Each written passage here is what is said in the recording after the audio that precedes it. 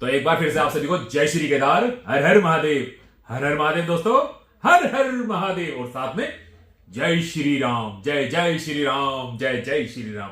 कैसे आप सब लोग? एकदम मस्त ना दोस्तों। आज की वीडियो जो होने वाली ना, वो आज की वीडियो होने वाली फिर एक बार से झारखंड के ऊपर, झारखंड के ऊपर ही होने वाली। क्योंकि एट प्रेजेंट की अगर हम लोग बात करें तो हमारे यहां कुछ नहीं हो रहा है, हमारी तरफ कुछ भी नहीं हो रहा। कोई यात्रा नहीं चल रही है, कोई ओकेशन नहीं हो रहा, कोई इस तरह का प्रोग्राम नहीं हो रहा, कोई इवेंट नहीं हो रहा। लेकिन झारखंड में इस टाइम मौसम गर्म है, वैसे भी गर्म है और वैसे भी गर्म है। हमारे यहाँ के अकॉर्डिंग तो वैसे ही मौसम गर्म है। गर्म हमारे यहाँ का भी होने लगा, फरवरी का महीना चल रहा है तो मौसम तो गर्म होने ही लगा है। लेकिन वहां का मौसम कुछ ज्यादा ही गर्म है।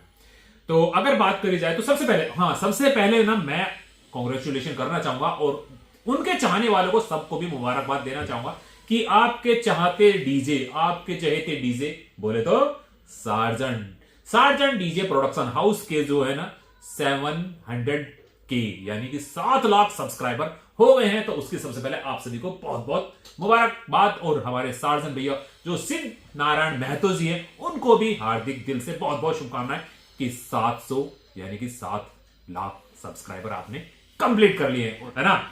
बाकी भैया थोड़ा सा हमारा भी ध्यान रखना, हम भी एक छोटा सा तो चैनल चलाते ही हैं। माना कि 4 लाख का परिवार है, लेकिन चलाते तो है ही ना। तो हमारी तरफ भी थोड़ी सी कृपा दृष्टि करना आप लोग। जिन लोगों ने अभी तक चैनल को सब्सक्राइब नहीं किया वो चैनल को सब्सक्राइब कर सकते हैं और वीडियो को प्राकृतिक से कर लो लाइक। तो हमारी बातें आगे चल रही हैं। तो दोस्तों ये तो हो गई मुबारकबाद की बात। और तरक्की बहुत तेजी से की है, बहुत तेजी से ग्रो किए हैं सार्जन के जो डीजे, सार्जन के जो सब्सक्राइबर है। अगर हरिद्वार की बात करें तो मेरे को नहीं लगता कि शायद, मेरे को याद नहीं है उनके कितने थे, क्योंकि मैं चैनल उनका देखता नहीं था, उनको कुछ खास जानता नहीं था, तो इसलिए वो फिगर तो याद नहीं है। लेकिन अगर मैं कहीं ना कहीं अगर गलत नहीं हूं तो मेरे हिसाब से ज्यादा 2-2.5 लाख या 3 लाख सब्सक्राइबर होंगे, ज्यादा से ज्यादा इतने ही सब्सक्राइबर होंगे। बाकी आप लोग बताना, जो लोग जानते थे कि हरिद्वार आने से पहले सार्जन भैया के तुम्हारे डीजे सार्जन के कितने सब्सक्राइबर थे, वो जरूर मेरे को मैसेज करना, कमेंट में करना, चाहे इंस्टाग्राम पे करके मुझे जरूर बताना, लेकिन करना जरूर, क्योंकि मेरे याद नहीं है कि कितने थे। लेकिन मेरा अपना आइडिया है कि 2.5-3 लाख के हेर फेर में ही होंगे, क्योंकि 2 लाख के करीब तो सब्सक्राइबर वो यहीं से लेके चले गए थे। और उसके बाद ज्यादा लंबा टाइम भी नहीं हुआ, अगर बात की जाए तो ज्यादा लंबा टाइम थोड़ी हुआ। जुलाई से लेकर के 6 और 8 महीने के करीब सारे हुए।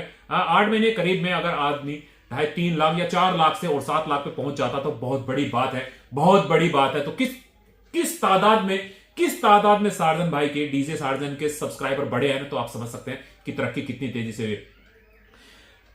हाँ, और मैंने दूसरी तरफ भी देखा है, अभी देखा रिसेंटली, क्योंकि उससे पहले हम लोग कभी देखते नहीं थे। देखो मैं टू बी फ्रैंक बोलूं, मैं खामा की चिकनी चुपड़ी बातें करूं कि मैं बहुत लंबे टाइम से देखता आ रहा हूं, डीजे सार्जन को भी देखता आ रहा हूं, शशि को भी देखता आ रहा हूं, ऐसा नहीं है। ये तो हम अभी देखने लगे हैं 7-8 महीने से ही, 9 महीने से, 10 महीने से कह सकते हो, कि जब की बात चली थी सार्जन इधर आ रहा, तब से ही देखने लगे हैं।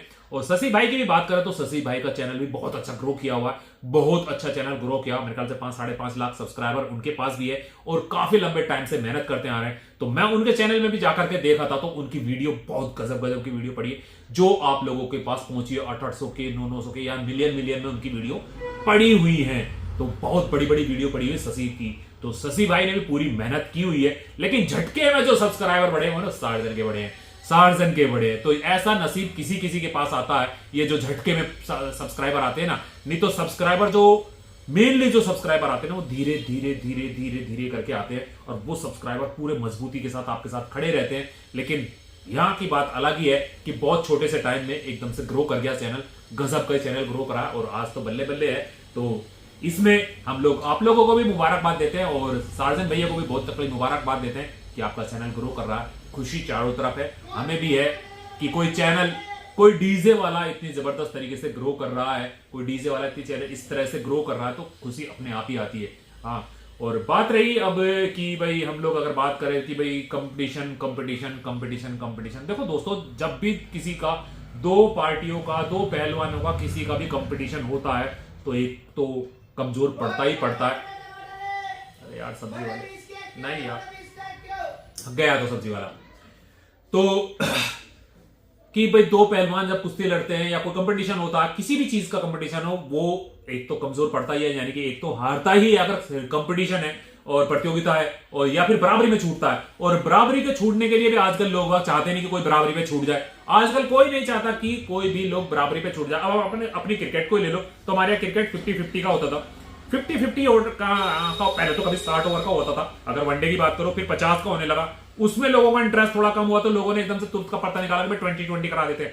20-20 आया फॉर्मेट, जबरदस्त तरीके से हिट हुआ। अब उसमें भी क्या हुआ, उसमें भी कई बार क्या होता कि मैच ड्रॉ हो जाता था, बराबरी पे छूट जाता था, तो लोगों ने उसमें भी दिमाग लगाया। लोगों ने उसमें भी दिमाग लगाया ना कि भाई सुपर ओवर करा दो, सुपर ओवर करा दो, तो 6-6 बॉल में फैसला होने लगा। लेकिन पब्लिक क्या चाहती है? पब्लिक चाहती है रिजल्ट, कैसे भी करके आए रिजल्ट। तो यहां भी पब्लिक यही चाहती है। इसलिए मैं कहता हूं कि ना बुरा माने कि भाई कोई कमजोर पड़ गया या कोई ज्यादा बड़ा नाम हो गया, किसी का हिट हो गया, कुछ हो गया, नहीं, क्योंकि पब्लिक तो रिजल्ट चाहती है। पब्लिक का काम तो यह है कि रिजल्ट चाहना। आप अपना भाईचारा बना के रखें, आप अपना एक दूसरे के साथ संबंध बना के रखें, उन्हें ना खोएं, क्योंकि पब्लिक का काम तो सिर्फ चटकारे लेके मजे लेना, और उन्हें तो रिजल्ट चाहिए। ये नंबर 1, ये नंबर 2। हाँ, मैंने बता दिया ना कि क्रिकेट में भी 60 से 50 ओवर है, 50 से 20 ओवर है। 20 में भी ये लोगों ने देखा कि यार यहां भी ड्रॉ हो गया, तो इसमें फैसला चाहिए, तो उन्होंने सुपर ओवर करा दिया।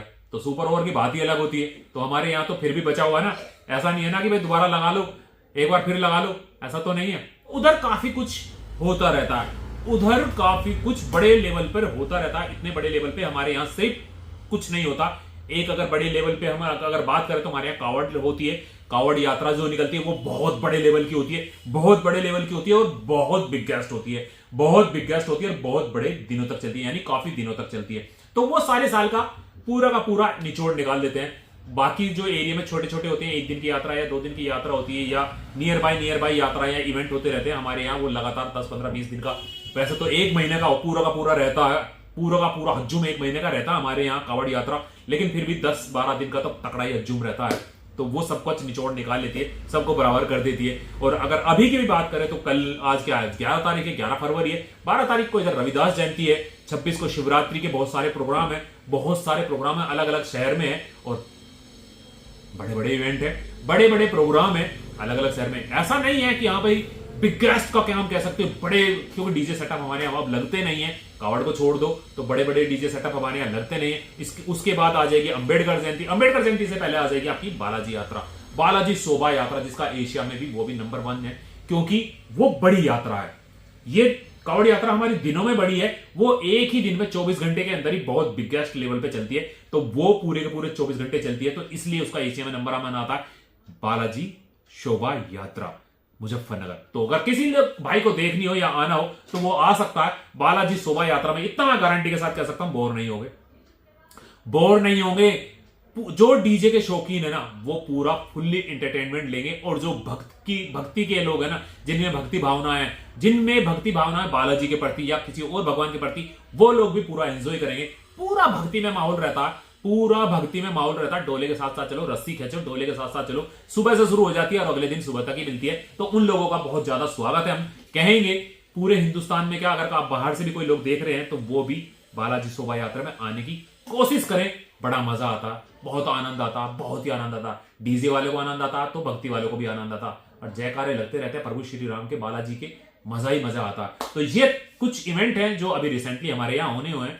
और बालाजी यात्रा के बाद फिर एकदम से बड़ा इवेंट आ जाता, कावड़ यात्रा की तैयारी शुरू हो जाती, तो उसकी तैयारी शुरू हो जाती है। तो ये हमारे आने वाले हमारे पश्चिम उत्तर प्रदेश के कुछ इवेंट कहो या कुछ प्रोग्राम कहो या शोभा यात्रा हो, जो भी है उनके प्रोग्राम है। लेकिन अभी इधर कोई बड़ा धमाकेदार बड़े बड़े सेटअप लगेंगे, बड़े कंपटीशन होंगे, बड़े रोड्स होंगे, एट परसेंट की नहीं है। क्योंकि जितने भी ये मैंने बताया, आपका अभी कल रविदास जयंती है, उसके इवेंट है, अलग अलग शहर में होंगे। आपका मेरठ में होंगे, मोदीनगर में होंगे, गाजियाबाद में होंगे, मुजफ्फरनगर में होंगे, यानी बरेली में, सब जगह होंगे, गांव के बीच बीच में होंगे, वो सब जगह होते हैं। लेकिन वहां क्या 10, 12 बेस या 14 बेस मोस्टली कोई लगा लेगा तो अलग बात है, नहीं तो 12 बेस, 10 बेस, 12 बेस, 14 बेस तक ही होने वाला है। और उसके बाद आपका अंबेडकर जयंती में भी ऐसा ही होने वाला है कि भाई 10 बेस, 12 बेस, 14 बेस, 16 बेस तक ही लगेंगे। बालाजी यात्रा में इस बार क्या होगा नहीं कह सकते, लेकिन वो भी फिर भी 14 बेस, 16 बेस की ही यात्रा होती है। 14 और 16 बेस की यात्रा मोस्टली होती है वो भी, लेकिन बड़ा नहीं है कि हाँ भाई 25 बेस, 30 बेस, 40 बेस वाला कोई इवेंट होता है। वो सिर्फ एक अकेला होता है, वो होती है हमारे यहाँ कावड़ यात्रा, भोलेनाथ की कावड़ यात्रा, भोलेनाथ की बारात, भोलेनाथ का जयकारे। हरिद्वार से मोस्टली रहती दिल्ली तक ही है और मेरठ तक ही है। जो डीजे कावड़ यात्रा रहती है वो मोस्टली आपका हरिद्वार से मेरठ तक की होती है। वैसे अब जाती आपका हरियाणा में भी बहुत सारी जाने लगी हैं, आपकी दिल्ली में भी बहुत सारी जाने लगी हैं, तो अब दायरा बढ़ रहा है। तो डीजे के शौकीन जितने लोग हैं वो आ सकते हैं, जितने भक्ति वाले हैं वो भी साथ में, क्योंकि भक्ति वाले पहले, डीजे वाले हमारे बाद में रहते हैं। पहले तो भक्ति है ना, पहले तो बाबा है, उसके बाद ही तो डीजे। बाबा के नाम पे तो डीजे बजने वाला है, डीजे के नाम पे बाबा जी थोड़ी आएंगे, बाबा जी के नाम से डीजे बजेगा। तो मैं उम्मीद करता हूं कि बहुत अच्छी आने वाली वीडियो रहेगी। तो अपना साथ बनाए रखना, वीडियो को लाइक करके जाना, कमेंट करके बताना कि राकेश भाई क्या लाएं आगे, राकेश भाई आप लोगों के लिए क्या दिखाएं और क्या नया लाएं, क्योंकि अभी फिलहाल कुछ हमें दूर दूर तक ऐसा कुछ खास दिखाई नहीं दे रहा। वीडियो को यही एंड करते हैं। आए थे सिर्फ और सिर्फ सार्जन भैया को शुभकामनाएं देने। तो आप लोगों ने 700 के पे पहुंचा दिया, जल्दी 1000 के पे पहुंचाओ, हम भी देखेंगे गोल्डन बटन।